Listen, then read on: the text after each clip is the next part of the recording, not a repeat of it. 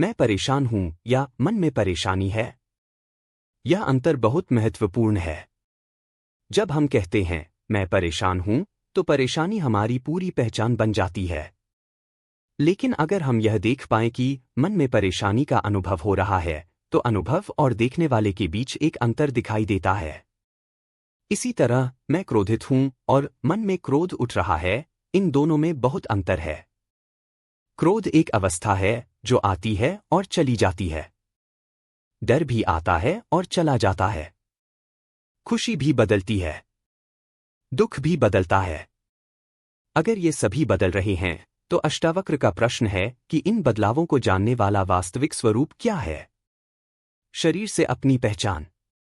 अष्टावक्र गीता में आत्मा को शरीर से अलग समझने की शिक्षा दी जाती है।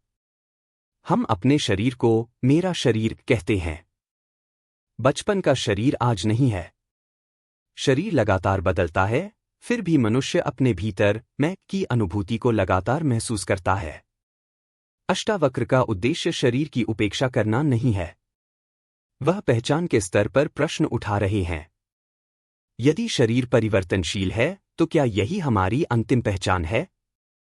यदि मन भी लगातार बदल रहा है, तो क्या मन ही हमारा अंतिम स्वरूप है? अष्टावक्र हमें उस साक्षी की ओर देखते हैं जो शरीर और मन दोनों के अनुभव को जानता है। विचारों से पहचान। मनुष्य का एक बड़ा बंधन अपने विचारों को अपनी पहचान मान लेना है। मन कहता है मैं असफल हूं, हम उसे सच मान लेते हैं। मन कहता है मुझसे कुछ नहीं होगा, हम उसे अपनी पहचान बना लेते हैं। मन कहता है सब मेरे खिलाफ हैं, हम उसी विचार के अनुसार दुनिया को देखने लगते हैं। लेकिन विचार बदलते हैं। आज जो विचार बहुत मजबूत लगता है, कुछ समय बाद वही कमजोर पड़ सकता है। अष्टावक्र की साक्षी की शिक्षा हमें यह समझने की दिशा देती है कि विचारों को देखा जा सकता है। इसलिए विचार और विचार को जानने वाला एक ही चीज नहीं माने जाते। इच्छा मन को कैसे बांधती है? मन कहता है मुझे यह चाहिए, फिर कहता है जब तक यह नहीं मिलेगा मैं खुश नहीं रहूंगा। यही इच्छा धीरे धीरे आसक्ति बन सकती है। वस्तु मिल गई तो कुछ समय सुख मिलता है और फिर मन दूसरी चीज चाहता है। वस्तु नहीं मिली तो बेचैनी पैदा होती है। इस तरह मन की शांति किसी बाहरी चीज पर निर्भर हो जाती है। अष्टावक्र गीता में वैराग्य का महत्व इसी कारण सामने आता है। वैराग्य का अर्थ जीवन से भागना नहीं, बल्कि वस्तुओं और इच्छाओं के प्रति उस मानसिक पकड़ को समझना है जो हमें भीतर से बांधती है। मन को दुश्मन क्यों न बनाए? अगर हम लगातार यह सोचते रहें कि मेरा मन खराब है, मेरा मन बहुत चंचल है, मेरे मन में इतने विचार क्यों आते हैं, तो हम मन के साथ एक और संघर्ष पैदा कर देते हैं। अष्टावक्र की शिक्षा हमें मन से युद्ध करने की बजाय उसके पीछे छिपी पहचान को देखने के लिए प्रेरित करती है। विचार आए तो उसे जाना जा सकता है। इच्छा आए तो उसे जाना जा सकता है। डर आए तो उसे जाना जा सकता है। क्रोध आए तो उसे जाना जा सकता है।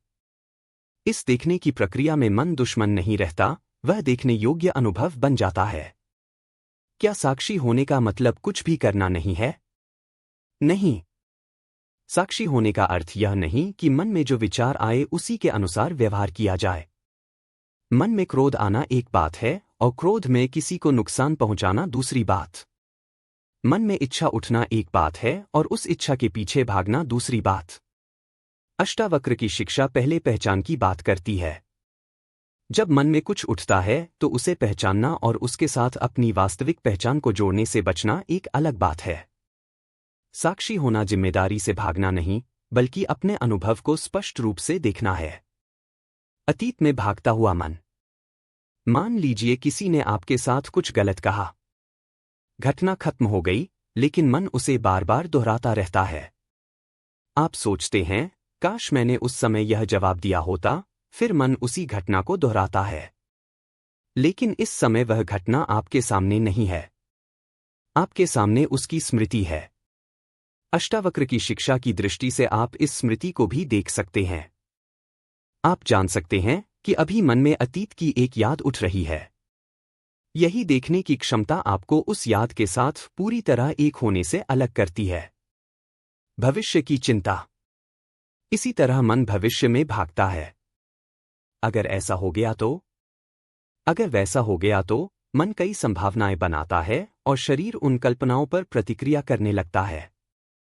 लेकिन साक्षी की दृष्टि से आप देख सकते हैं कि भविष्य की एक कल्पना मन में उठ रही है। यह पहचान बहुत महत्वपूर्ण है। इसका अर्थ यह नहीं कि भविष्य की योजना न बनाएं।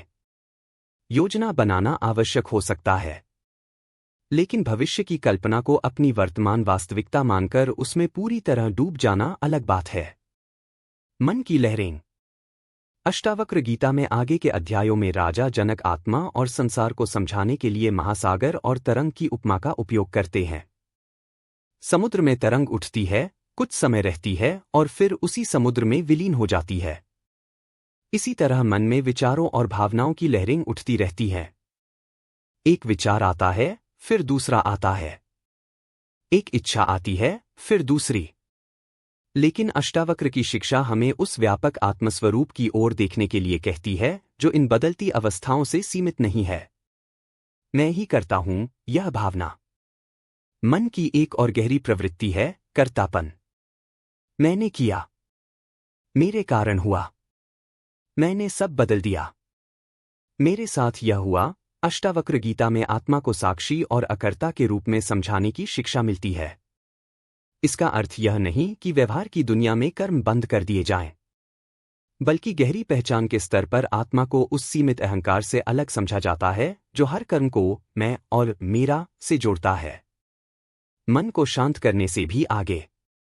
हम अक्सर कहते हैं, मुझे मन की शांति चाहिए, लेकिन अष्टावक्र की शिक्षा केवल शांत मन पाने की बात तक सीमित नहीं है।